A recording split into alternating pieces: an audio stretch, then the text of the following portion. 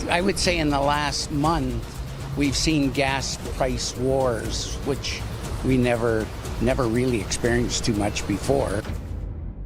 Lines of cars stretch for blocks, engines idling while drivers nervously check the price boards above half-empty pumps.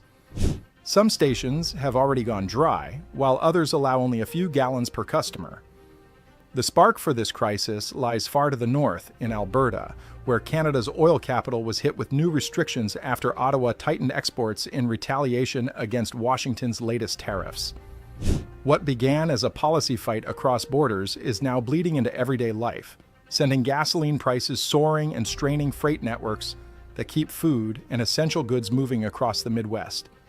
Governors are sounding alarms, demanding immediate action, while experts warn that time is slipping away. If the flow of fuel isn't restored, the northern United States could be staring at shortages that ripple through every household and every business. The question is, how deep will this crisis cut? And how far could the fallout spread?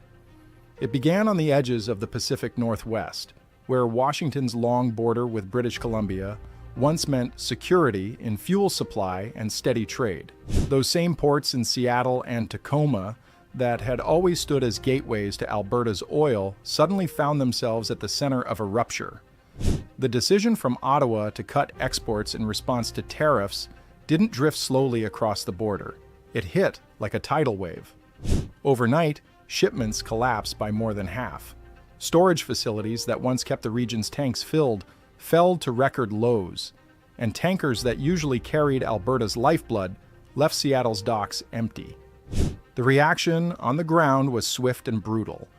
Gasoline stations across Seattle, Spokane, and Bellingham hung out of fuel signs, while others rationed what little they had. Lines stretched for blocks, drivers waiting before dawn with hopes of getting 8 or 10 gallons at most. By the end of that week, prices surged past $6 a gallon, levels not seen in more than 2 decades. In rural towns, the story was even harsher. Pumps ran dry altogether, leaving entire communities stranded. The disruption didn't stop at gas stations. Washington's economy, tied so tightly to energy flows, began to fray. Fishermen who depended on diesel to head out into Puget Sound kept their boats tied to the docks, watching an entire season's catch slip away.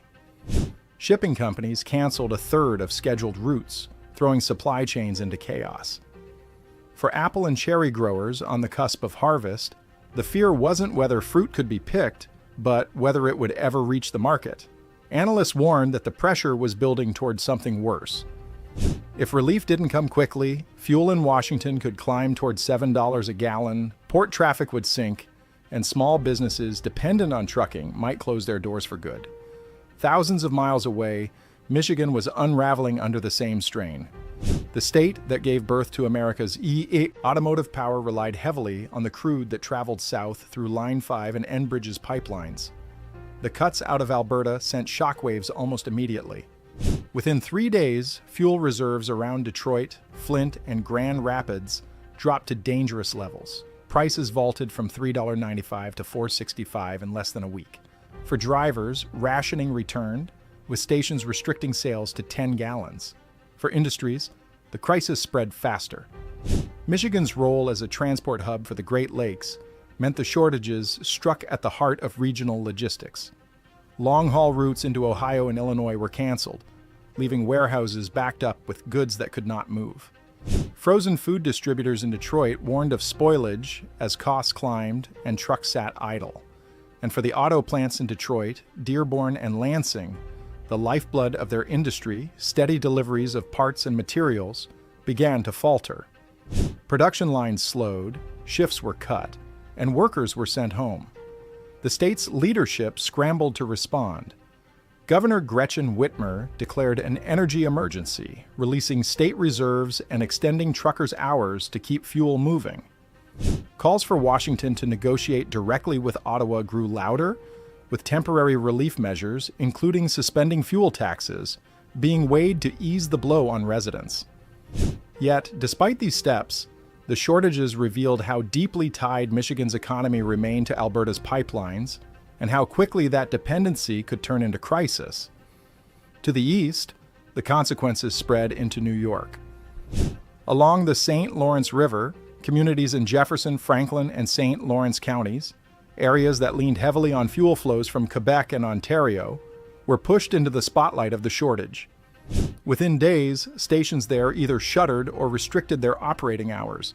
Families in rural areas found themselves driving 50 or 60 kilometers searching for gasoline, only to arrive at stations rationing meager supplies. For farmers and small businesses, this meant added costs and heavier burdens at the worst possible moment. The ripple into daily life was unmistakable. In Watertown and Plattsburgh, lines of cars curled through streets as drivers waited in the early hours of the morning, hoping to secure a limited fill.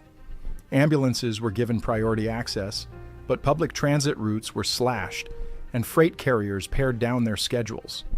Prices soared more than 30% in a single week.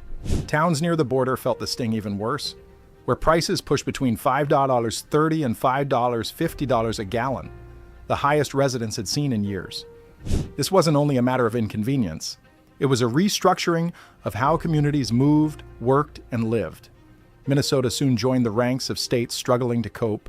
Linked through pipelines running from Manitoba and Ontario, the Midwest state carried its own heavy dependence on Canadian crude. As the flow thinned, shortages appeared with alarming speed. In Minneapolis, major chains such as BP, Holiday, and Speedway announced restrictions of 10 to 12 gallons per customer. Duluth authorities went even further, creating a rotating fuel allocation schedule that designated specific hours for neighborhoods to access gasoline. By 5 a.m., lines of vehicles snaked through streets as drivers tried to secure their turn before stations shut down for the day. The economic and social costs became visible almost immediately. Prices across the state climbed more than 25% in a week, pushing statewide averages near $5 a gallon. In rural and suburban areas, costs exceeded $5.20, hitting hardest where long drives are part of daily life. Families began cutting trips, bundling errands, and turning to remote work to conserve fuel. Businesses dependent on deliveries faced mounting costs and shrinking margins, while residents felt the squeeze in ways that reshaped their everyday choices. Each region carried its own story, but together they told a larger one about how quickly energy dependence can turn into fragility. Washington's fishermen left stranded on shore, Michigan's auto plants scaling back, New York's ambulances navigating rationing, and Minnesota's families rearranging their routines were all threads of the same unraveling fabric. What began as a policy clash over tariffs had cascaded into something far broader, an energy shock that struck households, industries, and economies alike. Governors pressed Washington for urgent federal action, business leaders warned of deepening collapse, and residents adjusted to a new reality where filling a tank became an anxious calculation. Yet for all the scrambling, the central problem remained unchanged. The lifeline of crude from Alberta had been cut, and every passing day tightened the grip on America's northern states. Experts cautioned that if supplies did not return, the shortages would stretch far beyond gas stations and spread into food, goods, and medicine, triggering a chain reaction. Moreover, businesses have been hit hard as the ripple of this energy shock cuts deeper each day. Trucking firms and delivery networks that keep the Midwest connected have seen operating costs soar by more than 30%. Farmers in counties like Stearns and Nobles, already pressed to keep pace with the season, are scrambling for every gallon to keep tractors running and grain dryers operating. With harvest looming, the fear of losing entire crops grows heavier by the hour. Minnesota's governor has called on residents to reserve fuel for only the most essential needs while opening talks to draw supplemental supplies from the Gulf Coast. Yet experts caution that even if those shipments are secured, the relief will not arrive quickly. And without Canadian flows, the state faces the risk of a drawn-out crisis that touches farms, freight networks, daily rhythm of households. Across the border in North Dakota, the shock feels different, yet no less severe. Known for the oil fields of the Williston Basin, the state might appear sheltered from shortages, but the reality tells another story. Much of the crude extracted locally is shipped out, while the refined fuels that residents depend on are delivered from Alberta and the Great Lakes refineries. When those flows tightened, the effect was immediate. In Minot and Williston, gas stations capped sales at 10 gallons per vehicle within 48 hours. Smaller towns were hit even harder, many stations closing by midday as shipments failed to arrive. Prices moved upward in a relentless climb, from $3.09 to $4.45 in 3 days, the fastest spike North Dakotans had seen in years.